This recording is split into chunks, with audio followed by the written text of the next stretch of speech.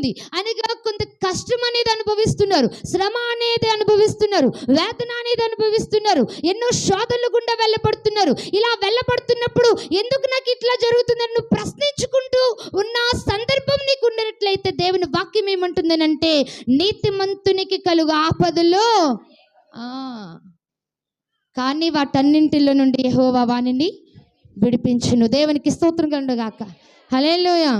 కాబట్టి అనేక సంవత్సరాల అనుభవం ఉన్న విశ్వాసులుగా కూడా ఇట్లా జరుగుద్ది అన్నమాట.